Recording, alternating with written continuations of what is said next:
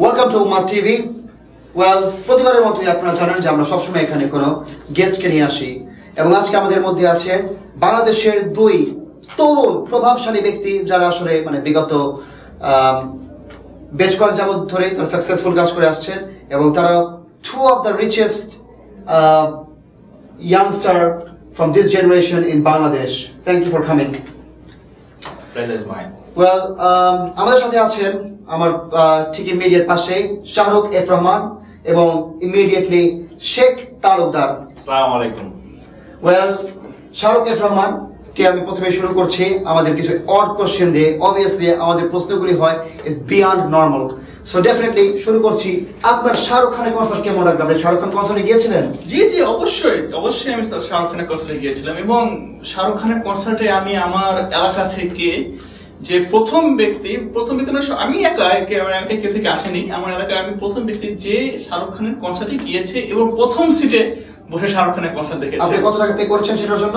সেটা আসলে আমরা তো ভাই একটু ভিআইপি, তো আমি পে করেছি প্রায় কত, আমার কাছ থেকে 56,000। আর আপনার কাছ থেকে? ভাই আমি তো যাইনি। তো আপনি কনসার্ট যান নাই? না ভাই, আমি কনসার্টে যাইনি। গুড। টিভিতে দেখেছেন? টিভিতে দেখি নাই ভাই। আচ্ছা, আমি নিউজে দেখেছিলাম। নিউজে দেখছেন? তা আপনার মতবাদটা কি? What do you think? Why you didn't go to the Shah Rukh Khan concert? Why? মতবাদটা হচ্ছে 56,000 is a lot of money. Okay. আমরা এমন একটা দেশে বাস করছি যেখানে মানুষ তিন বেলা খেতে পাচ্ছে না। Let me ask you this. Wait.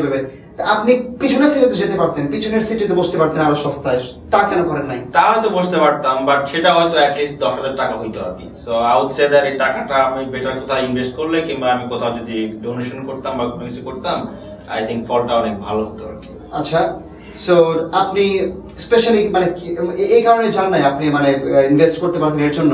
That's একটা কারণ। আর একটা কারণ হচ্ছে যে আমি গান বাজনা যদি এত পছন্দ করি না। Okay, so what do you think? আমি হ্যাঁ শো দেখেছি, ভালো লেগেছে আমার কাছে, খুব এনজয় করছেন? জি। কারদে মুশকিল জিনা ইশকে কামিনা সেটা দেখেছেন? সেটা ঠিক আমার ঠিক মনে নাই, দেখেছি আমি। যাই হোক, শাহরুখ খান থেকে পাশাপাশি আমি যাইনি, কারণ আমার মতে বাংলাদেশের সেলিব্রিটি ওখানে গেলে কোনো ভাত পায় না, এর জন্য আমার মতে তাদেরকে প্রমোট না করে আউটসাইডার আমরা অলরেডি টেলিভিশনে অলরেডি প্রমোট করি, right? Right, I mean too much করা হয়। আমাদের এখান থেকে যদি কেউ ওখানে যায়, ইন্ডিয়াতে যায়, ওরা ভালোভাবে তাদেরকে শো করে না, তাদেরকে দেখায় না। বাট এখানে যখন শাহরুখ খান আসছে অনেক বেশি, as if some president came from some country. That's true. কয়েকদিন আগে এসেছিল নাইজেরিয়ার প্রেসিডেন্ট, এটা কেউ জানেও না। এনিওয়ে, এখন আমি একটু যাচ্ছি ডিফারেন্ট পার্সপেক্টিভ, ডিফারেন্ট কোশ্চেন। গত বছর কোরবানি ঈদের পরে হয়েছিল শাহরুখ খানের কনসার্ট, কিন্তু এইবার কোরবানি ঈদে আপনাদের প্রিপারেশন কি? কোরবানি ঈদে আমার এই বছর আমি আমার এলাকা থেকে আমি যে একমাত্র 5টা ছাগল, একটা গরু এবং একটা উট, মাশাআল্লাহ। আর উটটা আমি ইন্ডিয়া থেকে অবশ্যই আনছে, সেটা এখন অন দা ওয়েতে আছে। সো আপনার কিরকম ইনভেস্ট হচ্ছে এটার পেছনে? আমার টোটাল খরচ 5 লাখ। 5 লাখ? জি, নট ব্যাড, নট ব্যাড। 56,000 বা 5 লাখ? How about you? আলহামদুলিল্লাহ, আমার কোরবানি কেনা হয়ে গেছে। আমি একটা গরু কিনেছি আর 2টা ছাগল কেনা হয়েছে। তো 5 লাখ আপনার কিরকম খরচ? আমার তেমন খরচ হয়নি কম্পেয়ার টু ভাই আর কি। 56,000? না, আমি বলিনি ভাই, আমি গরু কিনেছি 75,000 টাকা দিয়ে আর 2টা ছাগল। ভাই কিছু বললেন? না জি ভাই, না। আচ্ছা ঠিক আছে, আপনি যখন এলাকা দিয়ে আপনার গরু নিয়ে হেঁটে যান, গত বছরে এমন কোনো স্পেশাল কোনো ঘটনা ঘটেছিল? লোকজন জিজ্ঞেস করছে? জি অবশ্যই ভাই, আমি যখন এটা ভাই কি বলবো, আমি যখন আমার গরুটা নিয়ে যখন আমি যাচ্ছি আমার এলাকা, তখন মানুষ তাকিয়ে আছে যে ভাইয়া দাম কত? ভাই গরুটা দেখতে ভাই খুব সুন্দর, ভাই দাম কত? তাই বললাম যে ভাই আমার গরুর দাম তো ভাই 2 লাখ। আমি তখন আমার মনটা দেখি ভালো লাগছে, সবাই দেখছে যে আমি 2 লাখ টাকা দিয়ে গরু দিচ্ছি, এবং যে একটা মনে কথা যেটা ভালো। এক সেকেন্ড, আপনি এমন করছেন, সো ওয়াই?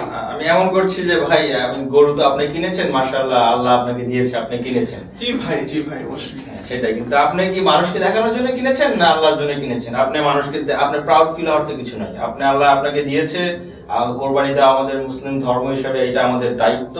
আর আপনার যদি সামর্থ্য থাকে আপনি অবশ্যই দিবেন।